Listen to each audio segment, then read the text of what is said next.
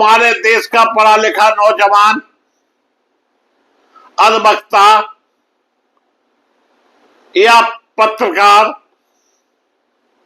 Social media पर लिखने वाला, अन्य तरह से लिखने वाला या सूचना अधिकार के तहत सूचना मांगने वाला कांकरोच या तिलचट्टा हो गया और उसके खिलाफ इस तरह की टिप्पणी क्या देश में ठीक है? नमस्कार, मैं मुकेश उदैनिया, आप देख रहे सीधे बोल यूपी। हाल में भारत के मुख्य न्यायाधीश सूर्यकांत की कुछ टिप्पणी काफी चर्चा में है, जिसमें कांकरोच, परजीवी, फर्जी डिग्री वाले वकील जैसे सब शामिल बताए गए। यह टिप्पणी एक वरिष्ठ अधिवक्ता पद नाम से जुड़ी सुनवाई के दौरान आई है। दोस्तों, सुप्रीम कोर्ट में एक वकील गए जिनका नाम संभवतः संजय दुबे है और उन्होंने कहा कि हाई कोर्ट में जो वरिष्ठ अधिवक्ता का नियम सुप्रीम कोर्ट द्वारा बनाया गया है उसमें उस ढंग से कार्रवाई नहीं हो रही। इसकी याचिका उन्होंने दायर की, लेकिन उनकी याचिका को खारिज करते हुए सुप्रीम कोर्ट के चीफ जस्टिस ने इस तरह के शब्दों का इस्तेमाल किया। ये समझ में नहीं आ रहा है किस भाषा का प्रयोग किया गया, क्यों किया गया। लोकतंत्र में न्यायपालिका से सामान्य अपेक्षा यह रहती है कि उसकी भाषा संतुलित और संस्थागत गरिमा के अनुरूप हो। इसलिए बहुत से लोग मानते हैं कि इस तरह के शब्दों से बचना चाहिए था, क्योंकि इसमें बेरोजगार युवाओं, मीडिया कर्मियों, आरटीआई कार्यकर्ताओं या वकीलों के बड़े वर्ग को लेकर गलत संदेश जा सकता है। दूसरी ओर कुछ लोग यह तर्क भी दे रहे हैं कि अदालत ने यह टिप्पणी किसी विशेष आचरण या न्यायपालिका पर लगातार व्यक्तिगत हमलों के संदर्भ में की थी, ना कि हर बेरोजगार युवक या हर पत्रकार के लिए। यह देश की विडंबना है कि देश के अंदर लोगों के लिए रोजगार नहीं है। लोग अपना पेट भरने के लिए छोटे से लेकर बड़ा काम तक करते हैं। आज हमारे यहां शिक्षित बेरोजगार जो कि ग्रेजुएट हैं, जो कि डिग्री होल्डर हैं, आप विश्वास नहीं करेंगे, चपरासी की भी नौकरी करने के लिए तैयार हैं, वो भी जॉब उन्हें नहीं मिल रही और उनके ऊपर इस तरह की टीका टिप्पणी हमारे हिसाब से तो उचित नहीं। आज अधिवक्ता हो चाहे पत्रकार हो, कम से कम किसी न किसी बहाने वो देश हित में काम कर रहा है।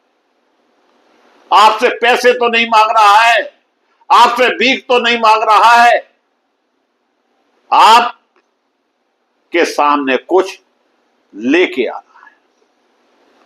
दूर दराज गांव तक एक छोटा पत्रकार जाता है, छोटी छोटी खबरें लेकर आता है, उसको बदले में मिलता क्या है पूछिए, 200 रुपए भी उसको उपलब्ध नहीं। अगर उसके ऊपर इस तरह की टिप्पणी की जाए तो क्या उचित है? एक अधिवक्ता अपनी मेहनत से, अपने परिश्रम से अदालत में खड़ा होता है और 2 पैसे के लिए वकालत करता है, अगर उसे भी ऐसे शब्दों का, काकरोच जैसे शब्दों का इस्तेमाल किया जाए तो फिर उसकी गरिमा पर कितना असर पड़ेगा। देश में कभी भी सुप्रीम कोर्ट ने या कभी भी हमारी सरकारों ने यह झांकने का प्रयास किया कि कितने % लोग बेरोजगार हैं, इनको लेकर कभी चिंता की गई, कभी अभियान चलाए गए। आज देश के हर कोने में संविदा कर्मचारी रखे जा रहे हैं, वह संविदा कर्मचारी भी उतना वेतन नहीं पा रहे जिसमें उनके परिवार का गुजारा चल जाए। और उसमें भी किस तरह से भर्ती हो रही है, जानकारी तो यहां तक है कि संविदा पर भी पहले दाम फिर काम की बातें होती है। नौकरी तो छोड़िए, संविदा कर्मियों का ये हाल है देश के अंदर। उन पर इस तरह से उन्हें काकरोच कहना ठीक नहीं। क्यों कहा, कैसे कहा, ये तो अदालत ही जाने। क्योंकि सुप्रीम कोर्ट सुपर कोर्ट है, कोई टीका टिप्पणी कर नहीं सकता है, और करता भी है, पता नहीं उसके साथ क्या हो जाए। जहां तक फर्जी वकीलों और डिग्री जांच की बात है, अदालत ने कथित तौर पर कहा कि कुछ वकीलों की डिग्री की सीबीआई जांच होनी चाहिए। मुझे यह समझ में नहीं आता है कि कोर्ट के अंदर कौन सा ऐसा व्यक्ति होगा जो फर्जी डिग्री देकर वकालत करने जाएगा। और अगर देश के सर्वोच्च न्यायालय के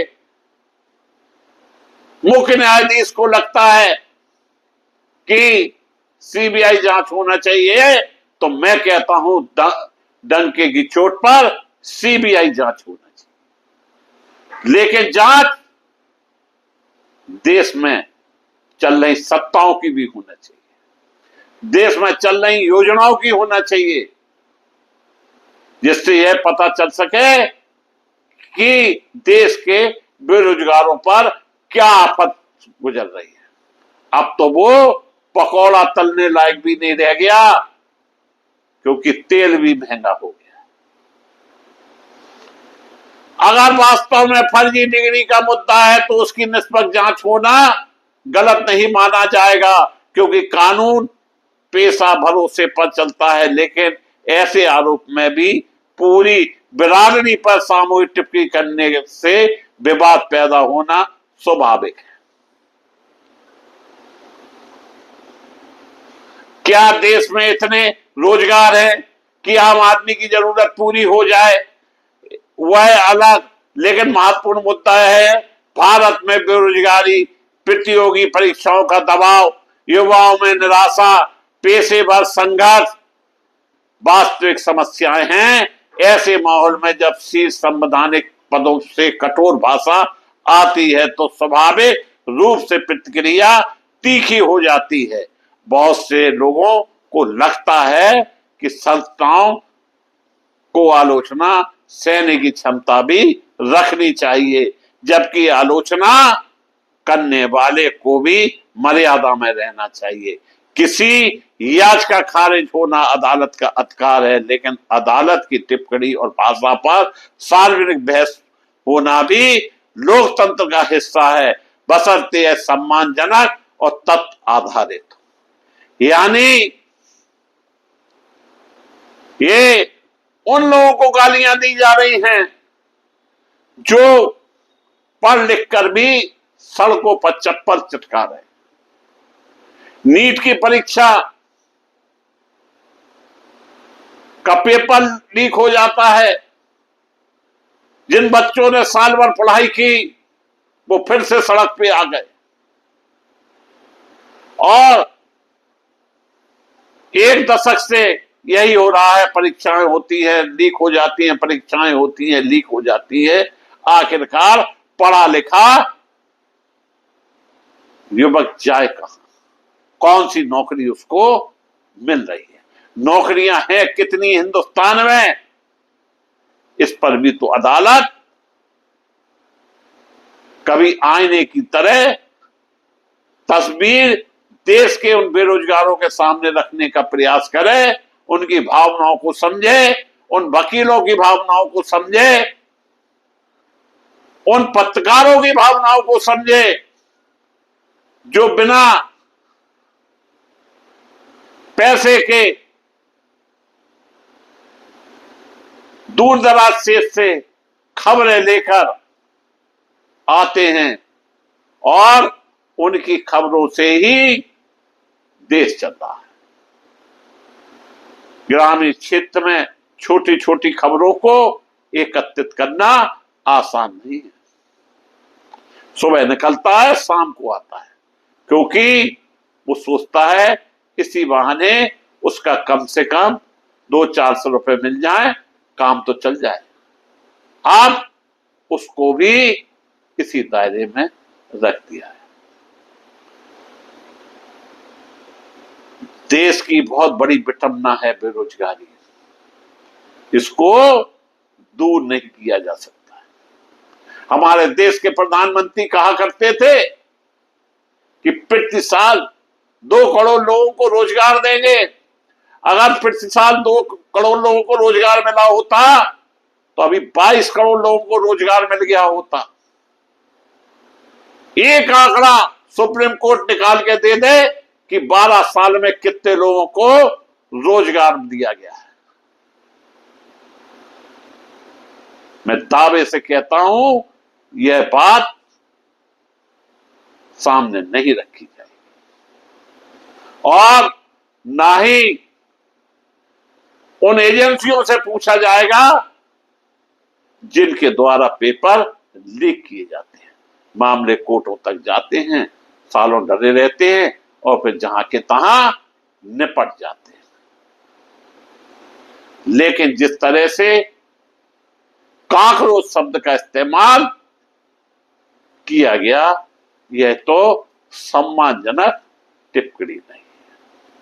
इसी के साथ हम अपने शब्दों पर विराम देता हुआ आप सबसे अपेक्षा करता हूं कि आप चैनल को सब्सक्राइब करें। बहुत बहुत धन्यवाद।